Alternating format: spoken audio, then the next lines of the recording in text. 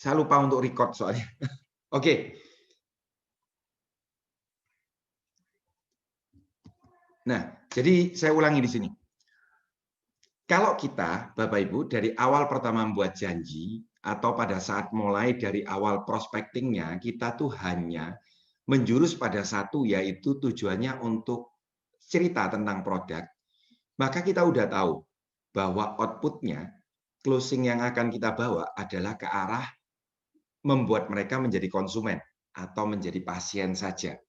Nah, tetapi kalau Anda mulai dari awal pertama, cara Anda membuat janji itu adalah dengan Anda ingin berbagi tentang peluang usaha, maka output-nya pasti ke arah untuk bagaimana kita punya rekan kerja baru. Nah, simpelnya begini, kalau saya kontak misalkan terhadap teman-teman yang ada di sini, misalkan Pak Yidi gitu ya, saya kontak ke Pak Yidi seperti ini, Pak Yidi saya punya produk bagus, saya mau cerita sama Pak Yidi tentang produk saya. Boleh enggak saya minta waktunya Pak Yidi untuk saya cerita? Saya yakin Pak Yidi dan keluarga pasti membutuhkan banget produk saya. Bandingkan dengan kalau saya seperti ini. Pak Yidi, saya mau ketemu sama Pak Yidi sekaligus pingin untuk minta bantuan Pak Yidi. Ada apa ya Pak Nugroho? Saya bilang, Pak Yidi, saya lagi ngembangin bisnis. Dan dalam waktu 3 bulan terakhir ini omset bisnis saya betul-betul melesat ya. Dan saat ini saya tuh butuh banget ya agen-agen baru untuk menjadi partner saya. Pak Yidi kira-kira punya nggak teman yang bisa saya ajak untuk menjadi mitra saya? Dimanapun nggak apa-apa, Pak Yidi. Karena apa? Karena saya saat ini ngembangkan bisnis saya di seluruh provinsi yang ada di Indonesia. Kebetulan saya sudah punya kantor di 150 kota. Nah, Pak Yidi kira-kira ada nggak teman yang bisa saya ajak untuk kerjasama? Coba lihat.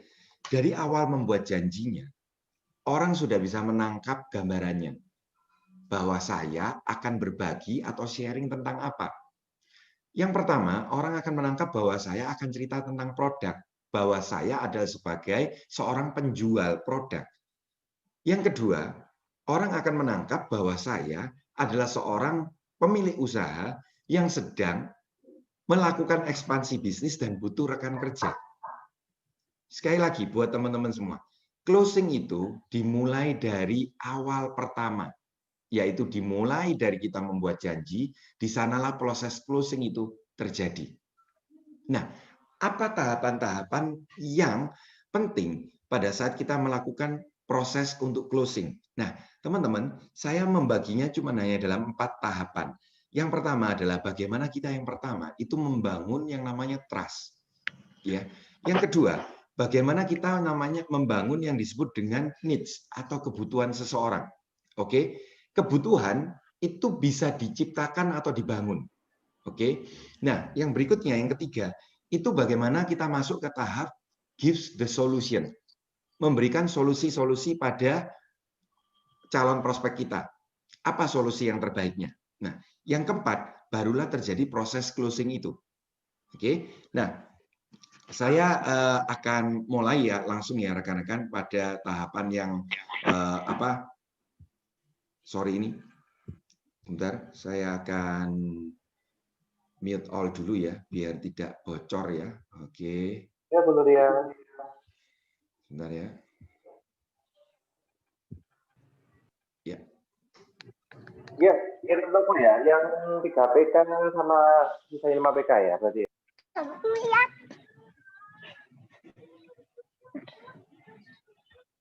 Oke, saya akan mute dulu ya. Oke. Biar tidak terinterupsi. Oke. Nah,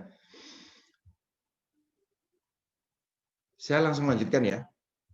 Nah, teman-teman, kita akan masuk pada tahapan yang pertama, yaitu tahapan yang paling penting, yaitu mengenai building trust. Nah, di sini kita harus tahu dulu, penyebab dari penolakan, orang tidak bergabung atau membeli produk kita, atau mereka akhirnya memutuskan untuk join dan mengerjakan bisnis ini, itu sebetulnya penolakan yang terjadi bukan karena produk atau bisnisnya. Ya, karena kalau produk atau bisnisnya itu ditolak dan nggak bisa diterima oleh mereka, maka hari ini nggak akan ada orang yang berbelanja produk AD sampai omset itu mencapai 100 miliar BV Hari ini omset HDI itu menjadi yang paling tinggi di Indonesia, Bapak Ibu. Ya kalau 100 miliar BV berarti itu satu bulan itu 200 miliar rupiah omset dari bisnis HDI. Makanya kita harus bangga sekali. Tetapi di sini ada sebuah message buat kita bahwa bukan karena produknya ditolak. Karena kalau produknya ditolak, kalau produknya nggak bagus, nggak mungkin ada 200 miliar BV, 200 miliar rupiah, ya 100 miliar BV. Dan kemudian nggak akan mungkin akan lahir setiap bulan kurang lebih ada 200 diamond baru setiap bulannya. Yes, 200 diamond baru. Berarti penolakan itu sebetulnya lebih ke arah siapa yang membawa bisnis ini. Nah, siapa? Tentunya kita. Tentunya Anda, ya, kita semua sebagai enterprise HDI. Yang ditolak adalah bukan bisnisnya, bukan produknya, tapi kita yang membawa. Nah, mengapa penolakan itu terjadi? Penolakan akan terjadi pada saat kita belum bisa dipercaya oleh mereka. Nah, perhatikan Bapak Ibu semua. Kita sering mendengar bahwa kalau kita ini bisa dipercaya, maka apapun yang kita bawa, orang tuh akan percaya bahwa itu hal yang bagus. Tapi sebaliknya, kalau kita tidak bisa menjadi individu yang dipercaya, maka apapun yang kita bawa, sebagus apapun produk atau bisnis itu, orang akan mengira bahwa itu adalah hal yang buruk. Kenapa? Karena kita tidak dipercaya.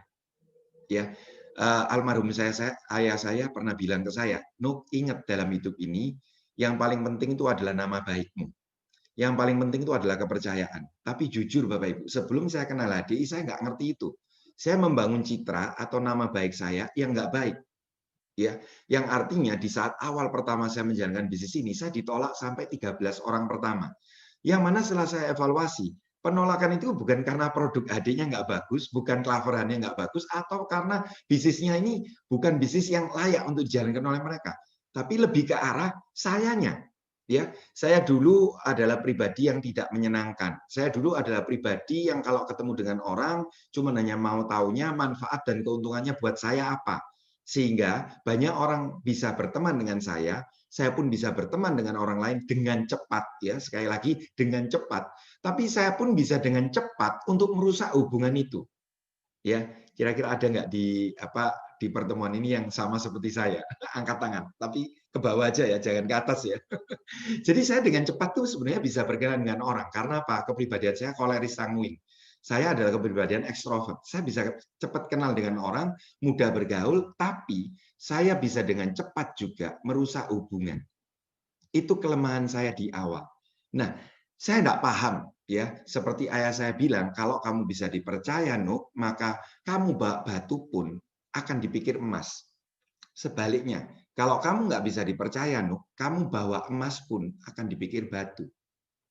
Nah, apa yang terjadi rekan-rekan? Saya nggak pernah paham ya, sampai saya akhirnya ada di HD ini dan sekarang saya bisa sharing dengan Anda bahwa cara membangun kepercayaan itu sangat mudah, yaitu fokuskan pada pertama kali bukan dengan agenda Anda apa, tapi fokuskan selalu pada relation atau hubungan baik. Ya, fokusnya ada pada relation.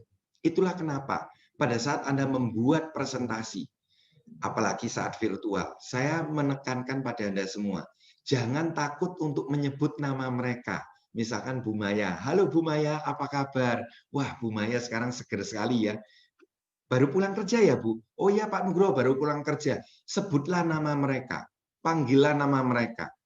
Ya, meskipun itu pertemuan dalam forum 10 sampai 20 bahkan 30 orang. Jangan takut untuk memanggil nama mereka karena fokuskan pada relation. Pada saat orang itu bisa percaya pada Anda, maka Anda akan jauh lebih mudah untuk masuk lebih dalam. Nah, bagaimana cara untuk membangun relation atau hubungan itu dengan efektif? Mudah banget Bapak Ibu. Yang pertama, mendengarkan mereka. Sapalah mereka, bukalah mic mereka, kemudian dengarkan mereka. Cara termudah untuk Anda didengar adalah dengarkan dulu. Itu prinsipnya. Pada saat kita ingin meng-closing mereka, entah itu dari produk atau bisnisnya, sekali lagi, itu artinya kita ini didengar. Kita ingin mereka menyimak kita. Masalahnya, orang tidak akan menyediakan telinga mereka kalau kita tidak menyediakan telinga kita dulu. Ini poin yang penting banget, Bapak Ibu. Ya, saya melihat banyak ya dari para enterprise yang sebetulnya punya skill dan kemampuan yang luar biasa ya. Tapi pada saat mereka ketemu, mereka seringkali cuma hanya bicara apa maksud dan agenda mereka. Mereka maunya ngomong maksud mereka sendiri. Nah, itulah yang membuat mendapat kepercayaannya akhirnya rendah. Orang akan lebih cenderung gini, ah wajar aja wong kamu yang jadi sales menjual kok. Ya pastilah kamu ngoceh terus semuanya yang baik-baik tentang HDI. Itu yang akan terjadi. Nah, jangan lupa untuk selalu pada saat menyapa mereka di awal pertemuan, bahkan pada saat proses closing di akhir, jangan lupa untuk selalu memberikan perhatian.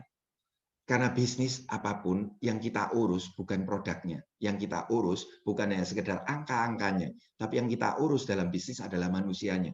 Dan setiap manusia itu pasti senang kalau mereka diperhatikan. Ya, Bu Maya, apa kabarnya Bu Maya hari ini? Bu, gimana masih work from home? Gimana kerjaan sekarang di kantor? Yes. Kadang orang mengabaikan proses ini, orang berpikir, masa kayak gitu closing Pak Nuk? Saya tuh mau tahu yang langsung closingnya aja, cara ngomongnya bagaimana, supaya orang itu tertarik, kemudian orang itu langsung join. Tunggu dulu, saya nanti akan jelaskan di poin bagian keempat. Tetapi, proses dari closing itu dimulai dari awal, first impression Anda untuk Anda dapat kepercayaan itu. Oke, nah kemudian yang berikutnya, jangan lupa untuk selalu memberikan penghargaan atau pujian. Ini adalah cara yang paling mudah untuk Anda bisa membentuk relation yang baik dengan sangat efektif. Karena ingat teman-teman semua, no relation, no transaction. Dan berikutnya adalah no business. Semua dimulai dari yang disebut dengan membangun kepercayaan. Building trust dulu. Nah, kadang-kadang pada saat proses kita tuh melakukan ya closing, ya, kita presentasi, kita closing, kadang-kadang di awal kita akan masuk di satu kondisi kita harus mendengarkan curhatan mereka, kita harus mendengarkan keluhan mereka, dan kadang-kadang mungkin ini butuh waktu bisa lebih lama ya daripada daripada kita proses presentasi dan closing yang sebenarnya ya gitu ya. Tetapi inilah adalah proses of closing ya yang nanti akan membuat Anda lebih mudah saat Anda mengarahkan mereka, saat Anda mengajak mereka untuk join, mereka akan lebih mudah untuk mengatakan ya karena mereka sudah percaya dulu. Pertanyaan yang sederhana rekan-rekan. Kalau Anda masih ingat dulu bagi yang sudah keluarga atau yang mungkin sekarang masih zaman-zaman masa-masa pendekatan gitu ya tuh. Kira-kira rekan-rekan, Anda akan mau di closing nggak oleh seorang cowok kalau Anda belum bisa percaya sama orangnya? Apakah betul-betul love is blind? Buta buta beneran gitu ya. Tiba-tiba ada orang datang langsung bilang I love you, kamu mau dengan saya, ayo saya closing gitu ya toh. Nggak akan mungkin terjadi kalau Anda belum bisa mengetahui orang itu, belum ada sebuah relation, dan Anda belum percaya ke orang itu. Betul kan? Teman-teman, ini terjadi sama sebetulnya pada saat kita proses closing di bisnis HDI. Nah, poin nomor 2, setelah Anda membangun yang disebut dengan trust, maka Anda akan masuk pada sebuah kondisi yaitu building needs. Teman-teman semua, kebanyakan para sales atau penjual, mereka tidak bisa meng-closing dengan efektif karena mereka tidak menjawab apa yang menjadi kebutuhan orang lain. Nah, saya ulangi. Mereka seringkali cuma hanya bercerita apa senangnya mereka, apa maunya mereka, apa yang ada di pikiran mereka. Tapi mereka tidak benar-benar mendengarkan apa yang menjadi kebutuhan orang lain. Nah, mari kita lihat sekarang, rekan-rekan. Satu poin yang paling penting saat Anda membangun kebutuhan seseorang. Pakailah selalu mindset bahwa Anda di bisnis ini bukan seorang penjual, tapi Anda adalah seorang konsultan. Ya, konsultan yang akan bisa memberikan ya jawaban dari apa yang jadi kebutuhan mereka. Menariknya lewat bisnis HD ini, mau dari sisi peluang bisnis atau produknya, setiap lapisan masyarakat, mulai dari golongan menengah ke bawah, golongan menengah ke atas, golongan up ya, semuanya rekan-rekan bisa kita closing. Asal kita tahu caranya untuk membangun kebutuhan mereka. Sebagai contoh, teman-teman semua. Gimana cara saya membangun yang namanya kebutuhan seseorang? Saya akan mudah membangun kebutuhan seseorang dengan saya mengajukan pertanyaan. Ya, mengajukan pertanyaan. Itu adalah salah satu keahlian yang Anda juga harus kuasai. Untuk apa rekan-rekan? Untuk Anda mengetahui di mana sebetulnya tingkat kebutuhan mereka menurut segitiga Abraham Maslow, segitiga kebutuhan Abraham Maslow. Nah, apa maksudnya?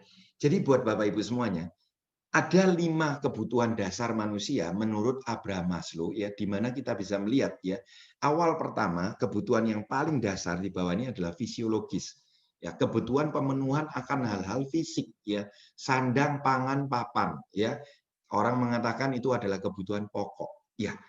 Beberapa orang, mari kita hari ini menyadari, bekerja itu pasti pertama untuk pemenuhan kebutuhan pokok ini tadi. Ajukan pertanyaan, Bapak Ibu.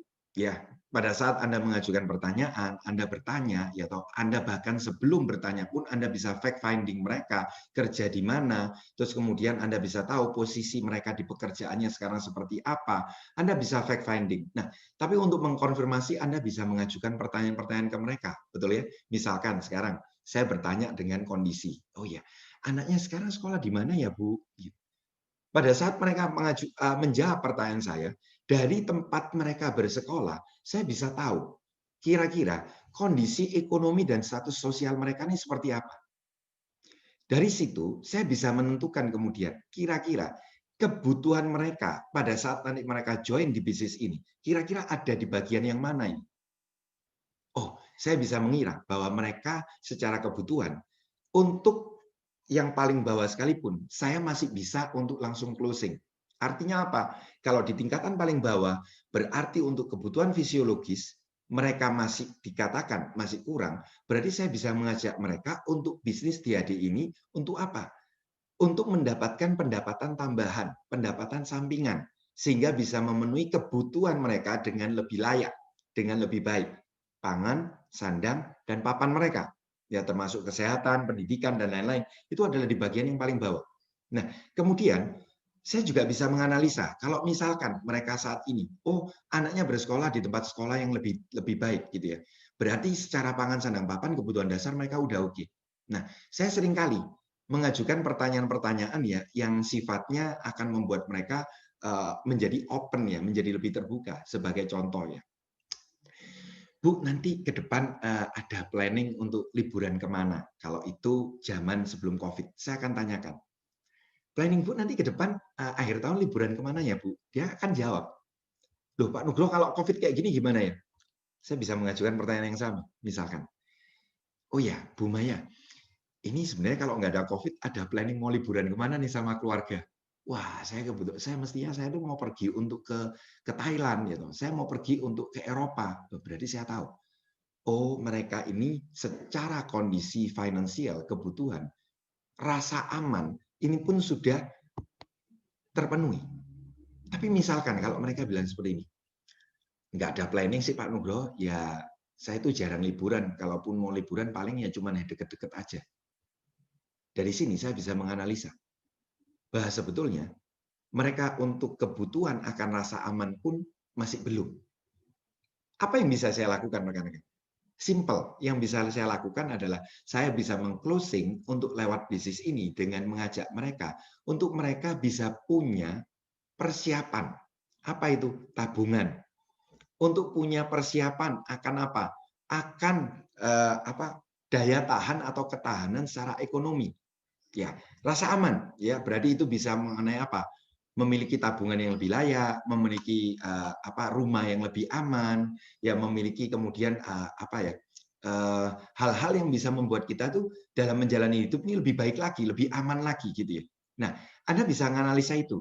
Lihatlah kebutuhan mereka dari Abraham Maslow ini tadi. Dari tingkat sosial bagaimana? Kalau mereka mungkin secara sisi rasa aman sudah, bagaimana dari sisi sosial mereka? Ya. Nah, Anda bisa melihat juga berikutnya dari sisi penghargaan. Nah, di sini kita bisa mengajak mereka ya mulai dari sisi yang sosial, mengajak mereka untuk terlibat dalam bisnis HDI untuk apa? Kalau kamu secara kebutuhan hidupmu sudah tercukupi, kemudian tingkat kedua, kamu juga bisa menyediakan tabungan untuk keamanan kamu. Kamu bisa juga lewat bisnis HDI untuk apa? Untuk berbagi.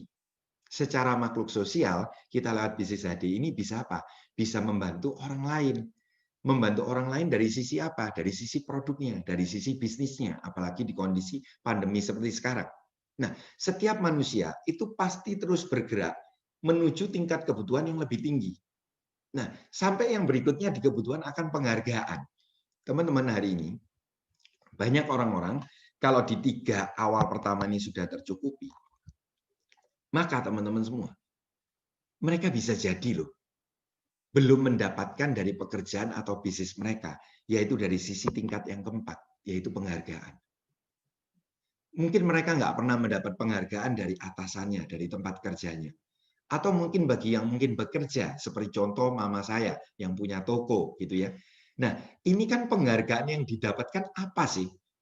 Hampir nggak ada. Hampir keseharian mereka bekerja cuma asas manfaat aja antara penjual dan pembeli. Nah, pada saat saya melihat ya, saya mengajukan pertanyaan, gimana kerjaannya, gimana bisnisnya Om? Nah, kalau mereka misalkan ngomong ya kerjaannya gini-gini aja lah, Nuk, ya duit ya ada lah, ya bisa nabung, tapi ya ginilah sehari-hari yang membosankan kayak gini. Saya bisa masuk dengan sangat mudah untuk meng-closing mereka dari sisi mana? Dari sisi penghargaan. Saya akan tunjukkan majalah-majalah yang ada di HDI. Profil-profil orang yang sukses sesuai latar belakang mereka. Yang punya toko, saya tunjukkan pengusaha yang punya toko. Yang misalkan kerja ikut orang, yang belum mendapat penghargaan yang layak dari tempat kerjanya, saya tunjukkan mereka-mereka yang punya background sebagai seorang karyawan, saya tunjukkan ke mereka. Ini loh, mereka dapat penghargaan, masuk majalah, bahkan dapat recognition. Saya akan putarkan video best. Saya akan kemudian tunjukkan pada mereka, ini loh penghargaan-penghargaan yang ada di HDI. Termasuk sampai dengan jalan-jalan ke luar negeri gratis. Teman-teman, hari ini bersyukur sekali kalau Anda mungkin selama bekerja, berkarir ya, entah itu di tempat kerja Anda atau di bisnis Anda ya, Anda bisa sampai pergi jalan-jalan luar negeri. Tapi yang perlu Anda ketahui rekan-rekan, jangan memakai tolok ukurnya pakai diri kita. Lihatlah di luar sana masih banyak orang yang saat ini mereka bekerja 15-20 tahun, bahkan lebih. Mereka belum pernah mendapat penghargaan untuk bahkan diajak oleh perusahaannya ke luar negeri. Contoh yang paling gampang. Kalau orangnya ada, saya minta maaf dulu ya. Dokter Grenda, itu awal pertama, itu termotivasi banget karena pada saat saya sering kali meng-closing beliau, saya cerita ke beliau bahwa di HDI itu enak banget loh. Saya cerita ke dia bahwa di HDI itu banyak anak-anak mahasiswa ya, part-time dok, itu baru 6 bulan, 7 bulan, itu sudah bisa keluar negeri loh dok. Nah, untuk dokter Grenda yang sudah kerja di rumah sakit, Pertamina Cilacap, selama 10 tahun lebih, yang belum pernah keluar negeri, itu sebetulnya saya sudah mendown payment closing di depan, teman-teman. Cara yang paling gampang sekali adalah dengan apa? Mengajukan pertanyaan.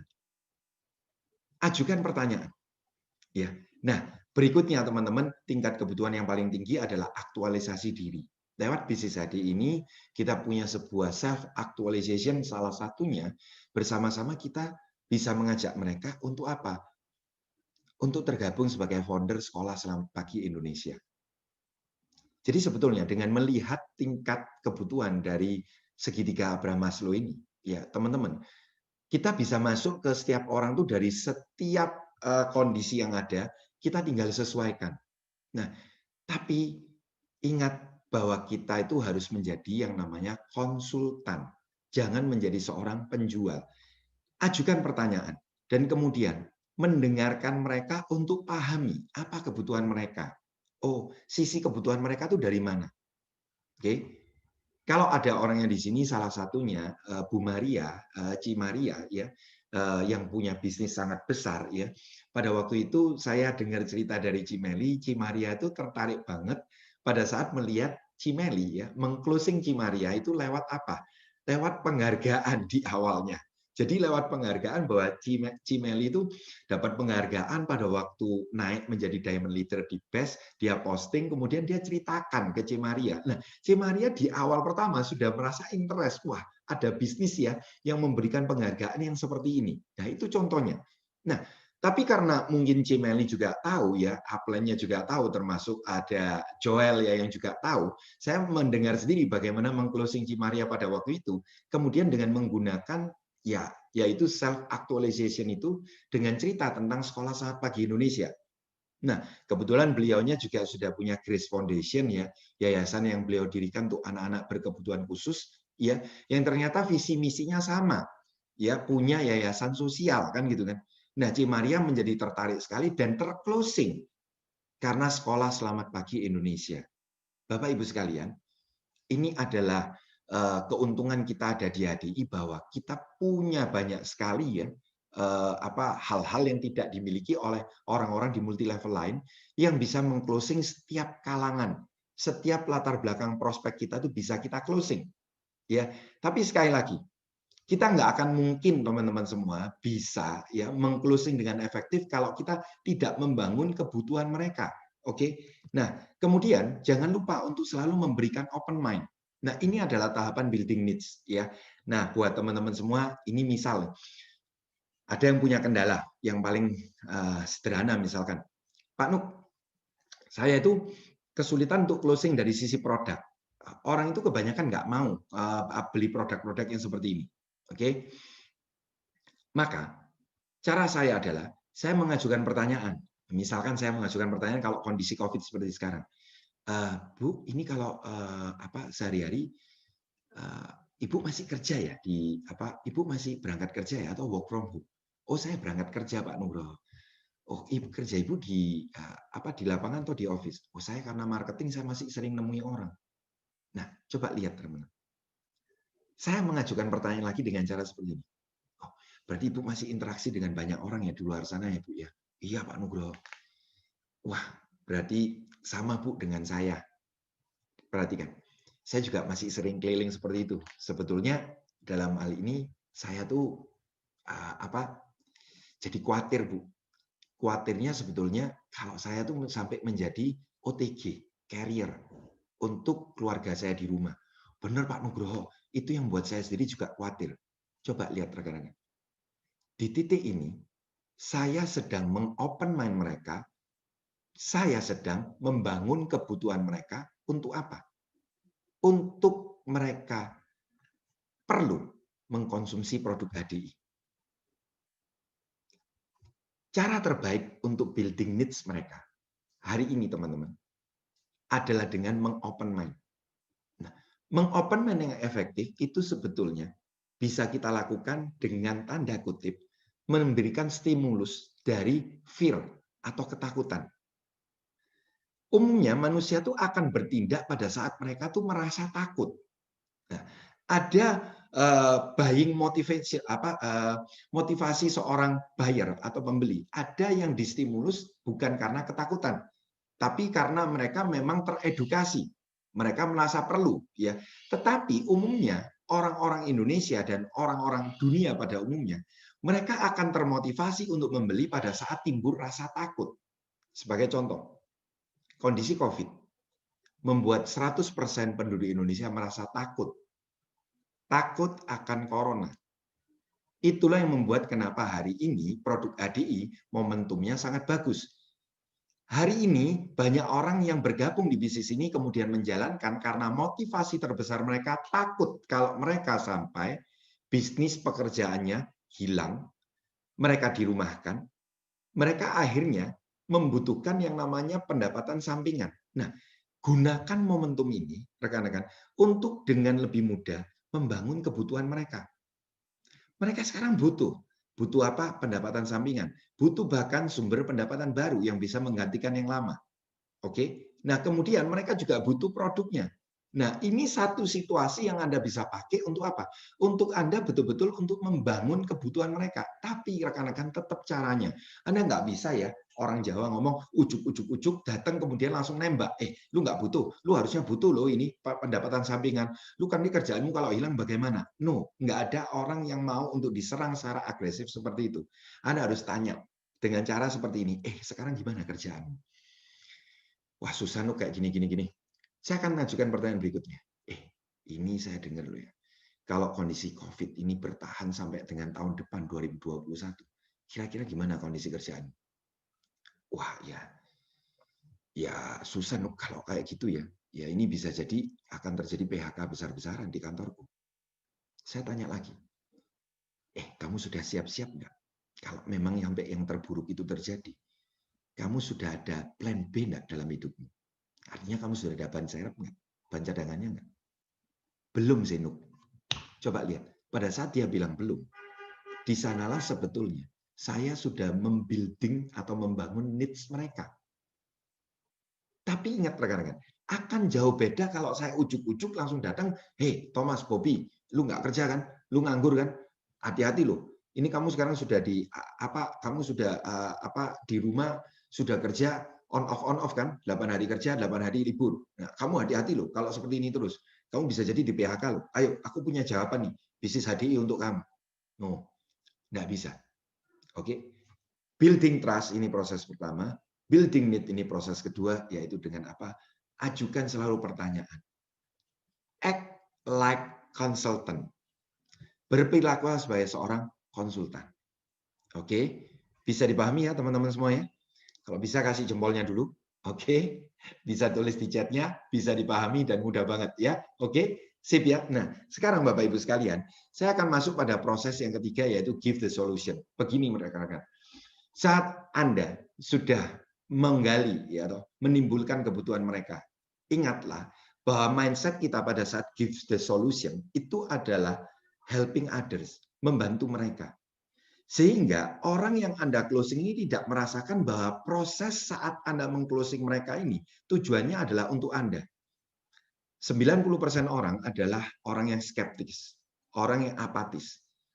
Di mana mereka pada saat mendapat sebuah penawaran, orang ini pada umumnya udah akan berpikir, apa ini? Kamu mau dapat cari untung apa dari aku? Mereka sudah skeptis dulu. Itulah kenapa dari hati Anda harus betul-betul pada saat saya give solution ke mereka, ini betul-betul mindset kita tuh, aku mau nolong kamu, aku mau bantu kamu. Ya, produk HDI ini bisa bantu kamu, bisnis HDI ini bisa bantu kamu. Ya, selalu katakan bahwa ini adalah benefitnya adalah untuk mereka. Ya, itulah kenapa saya selalu dalam give the solution ini, ya entah itu produk, entah itu bisnis, saya akan bercerita ya bahwa dengan mereka bergabung di bisnis HDI ini, solusi mereka ini tadi, mereka cuman hanya mengeluarkan satu, tapi mereka bisa mendapat 5-10 benefit. Semakin banyak benefit yang Anda bisa ungkap, itu yang akan membuat mereka akan menuju ke proses closing yang sudah sangat besar persentasenya.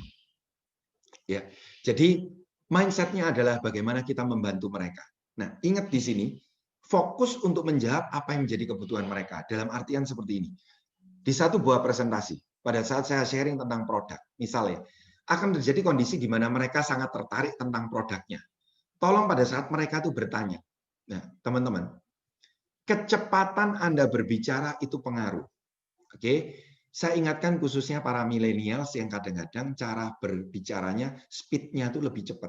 Nah, mulai latih keterampilan Anda komunikasi pada saat Anda menjelaskan, misalkan presentasi. Itu jangan terlalu cepat, tapi juga jangan terlalu lambat. Tapi beri jeda, sehingga pada saat proses presentasi one-on-one atau grup kecil itu, akan terjadi proses interaksi, misalkan, orang itu akan bertanya.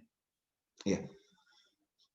Misal mereka tanya, loh Pak Nugroho, kalau untuk kasusnya ibu saya kena diabetes, diberikan apa ya? Jadi saya bukan hanya untuk COVID, tapi untuk ibu saya sekarang kena diabetes. Harus diberikan apa ya Pak Nugroho? Nah, sering kali terjadi banyak enterprise yang terpatok dengan apa yang dia mau ngomongkan. Bisa jadi ada yang ngomong seperti ini. Maaf ya Bu, saya selesaikan dulu presentasinya ya. Nanti setelah selesai, nanti saya akan jawab Ibu ya. Ini sudah salah.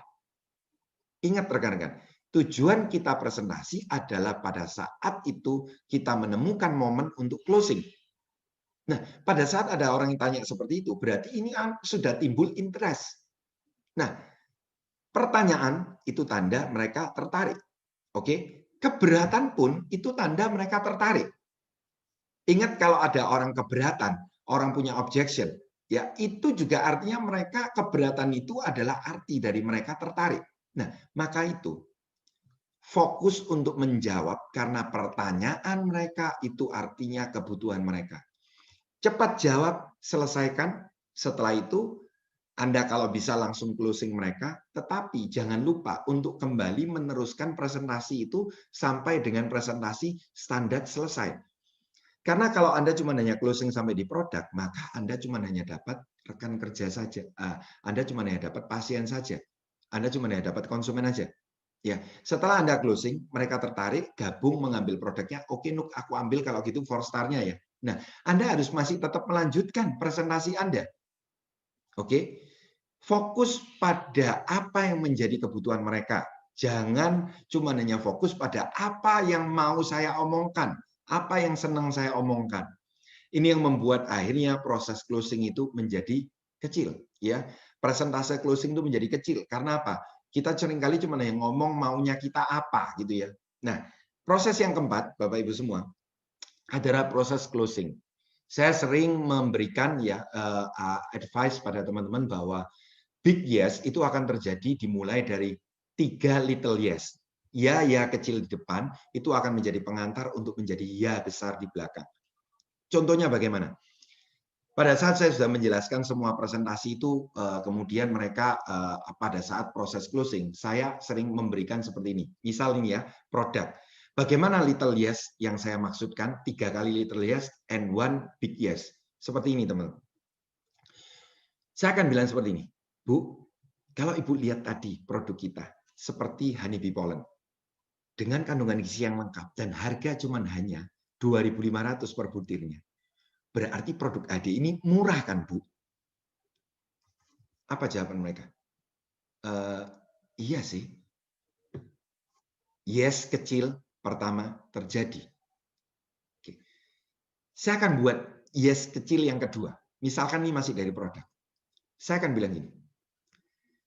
Bu, adakah di luar sana produk vitamin yang memiliki komposisi sama seperti produk kita, ya.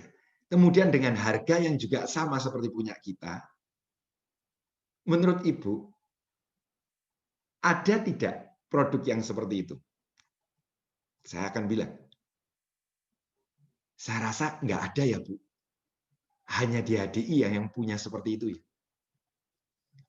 Yes, kedua akan terjadi.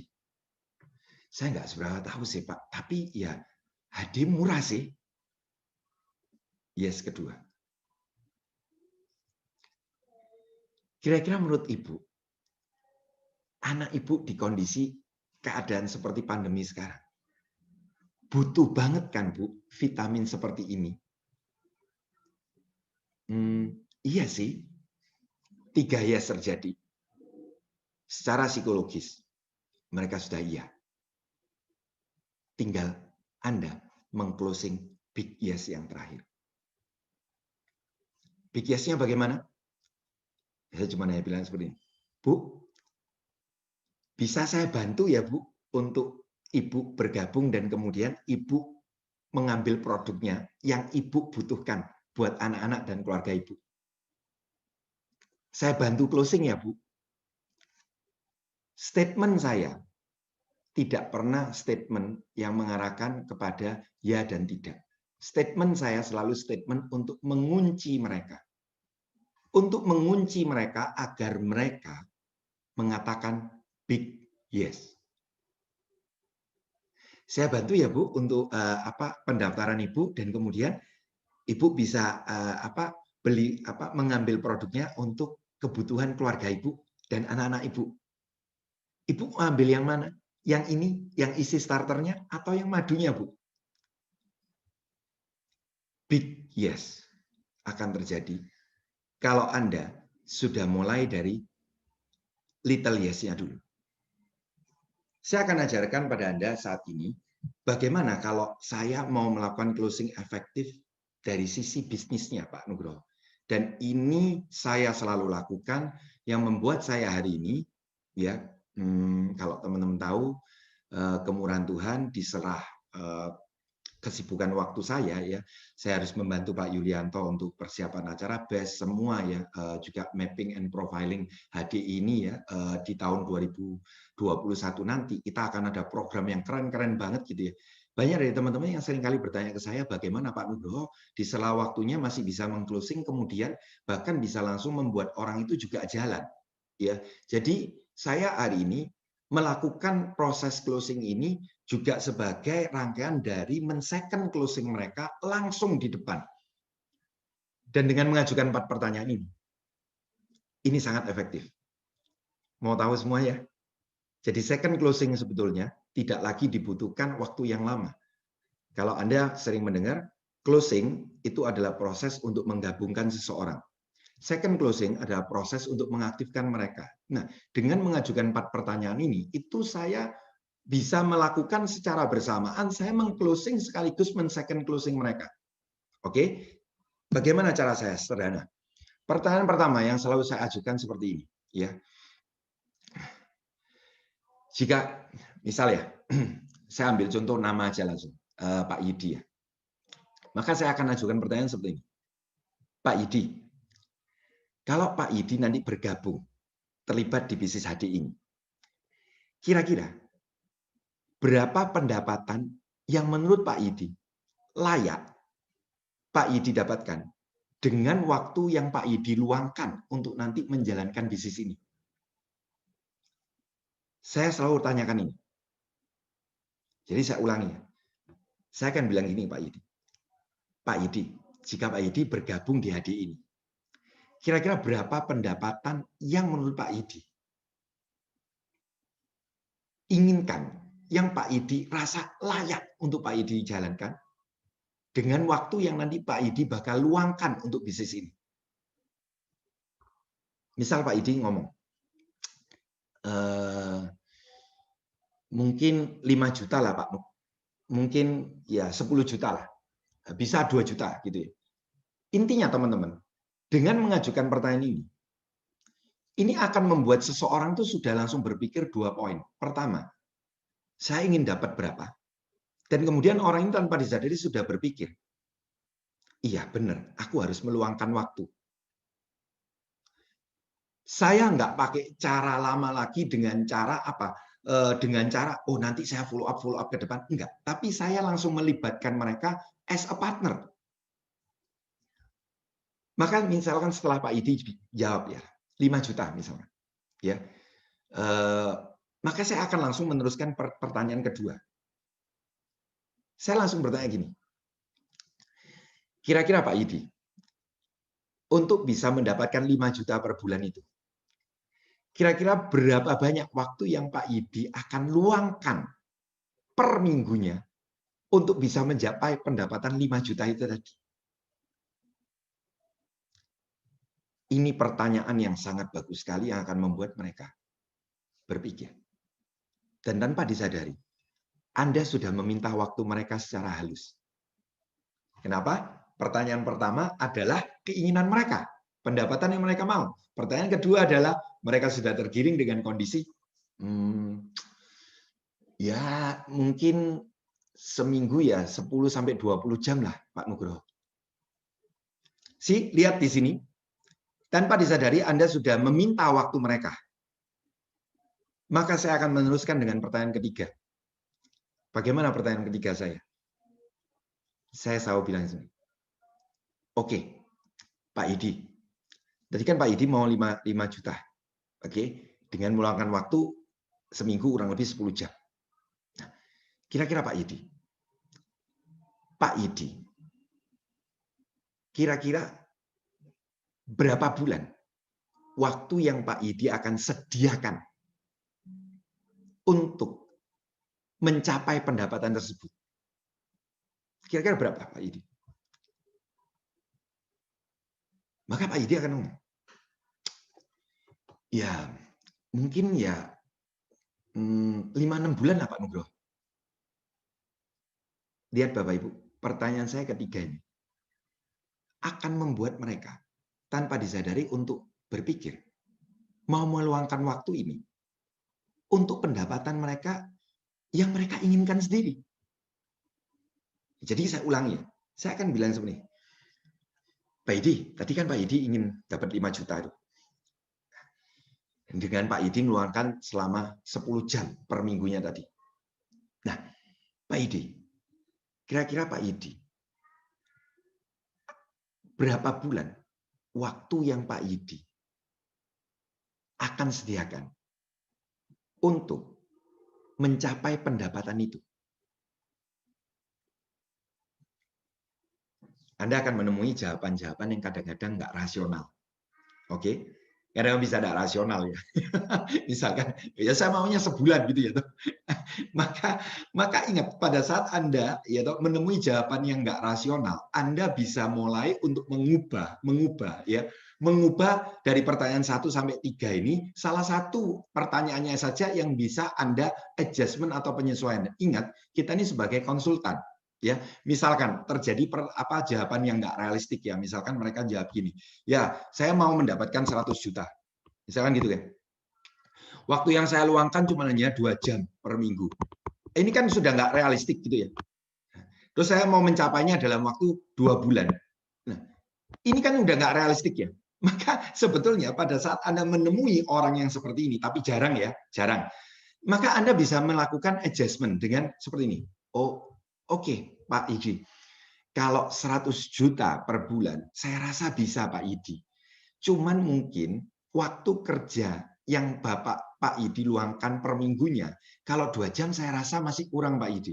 Pak Idi bisa akan mendapatkan hal itu kalau per minggu, mungkin Pak Idi akan meluangkan waktu, paling enggak ya, itu di angka 30 jam. Dan Pak Idi lakukan ini selama 6 bulan. Saya rasa Pak Idi akan bisa mencapainya. Jadi paham ya Bapak Ibu sekalian, saat Anda mendapatkan pertanyaan-pertanyaan yang irasional, ya, nggak rasional, maka ubahlah, ya, sesuaikan, buat penyesuaian antara entah itu nomor 1 atau nomor 2 atau nomor 3 yang harus diubah. Kadang ada orang yang nggak realistiknya adalah apa?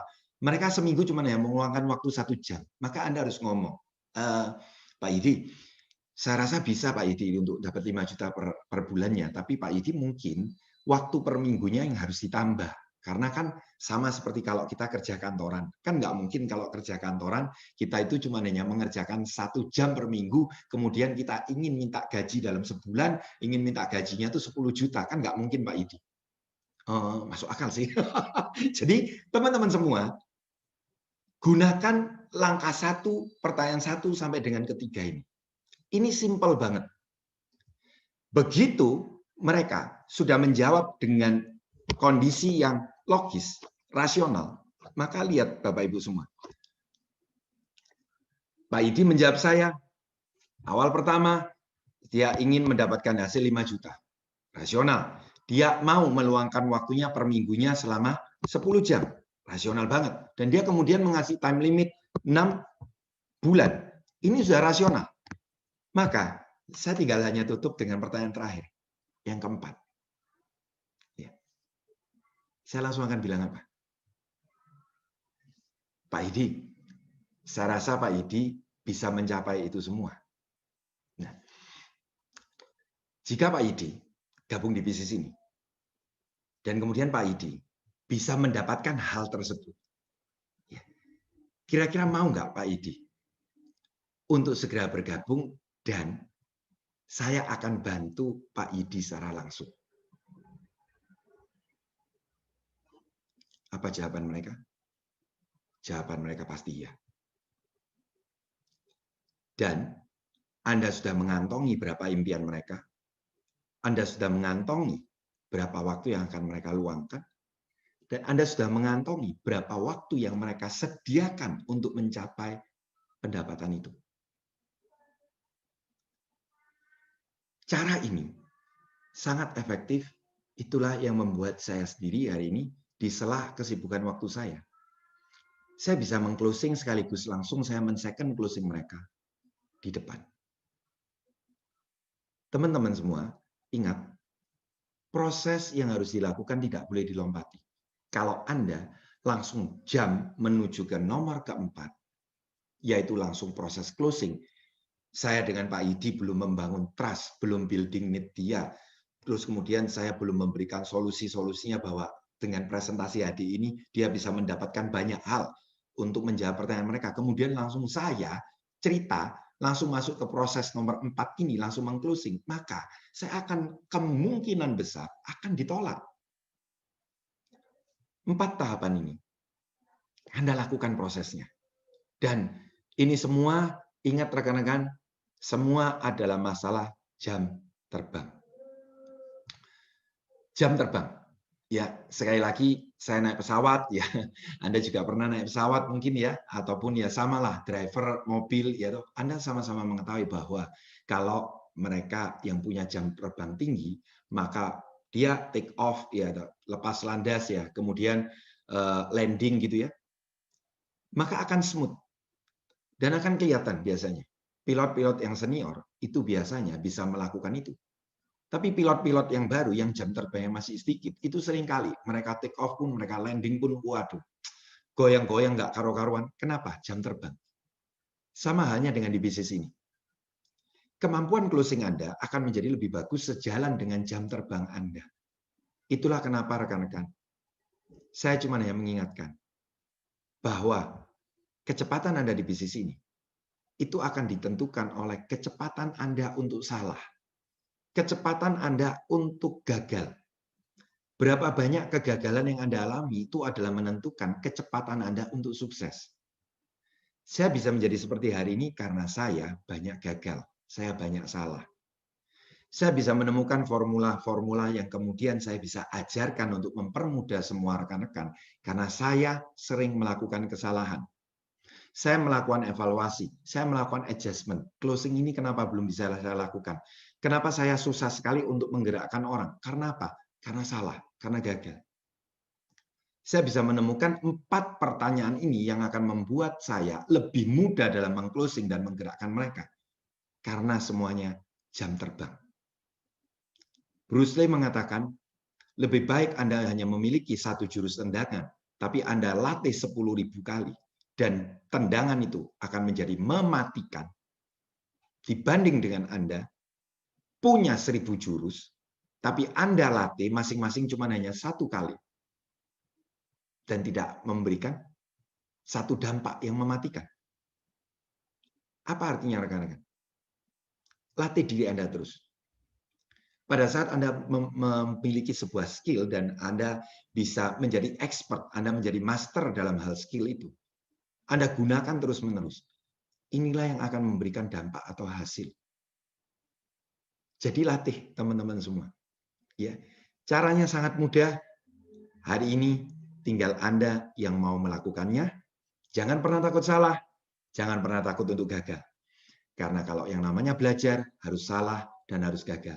Kalau sudah nggak salah, kalau sudah nggak gagal, itu namanya ahli. Dan tidak ada yang namanya seseorang menjadi ahli tanpa salah dan tanpa gagal. Anda harus menjalani prosesnya. Oke? Pada saat Anda sudah merasakan bahwa kalau saya gagal, saya salah, Anda bahkan sudah bisa menertawakan sendiri kesalahan dan kegagalan Anda. Nah, di saat itulah Anda sudah menjadi individu yang betul-betul tahu apa itu karakteristik seorang pemenang. Bahwa seorang pemenang itu dilahirkan karena sebuah kesalahan dan kegagalan yang dia alami, tapi dia mau mengevaluasi terus untuk perbaikan dirinya. Lakukan ya rekan-rekan proses closing ini dan jangan buang waktu lagi, sebisa mungkin pada saat nanti ya Anda presentasi, Anda mau meng-closing mereka, bahkan meng-closing mereka ke produknya, ke bisnisnya, atau bahkan meng-closing mereka untuk mengajak acara best sekalipun. Nah, Anda bisa melakukan dengan proses yang sama dengan 4 proses ini tadi rekan-rekan.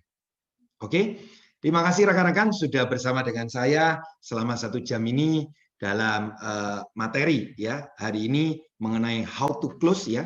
Mudah-mudahan bisa bermanfaat buat Anda semuanya dan kita akan ketemu besok untuk bagaimana kita bisa inviting, kita bisa mengundang orang ke pertemuan dengan sangat efektif ya. Kita masih ada 2 hari lagi. Yang terpenting saya akan senang sekali kalau teman-teman bisa mengaplikasikan, bukan cuma hanya menjadi teori dan mengatakan, oh bagus gitu ya.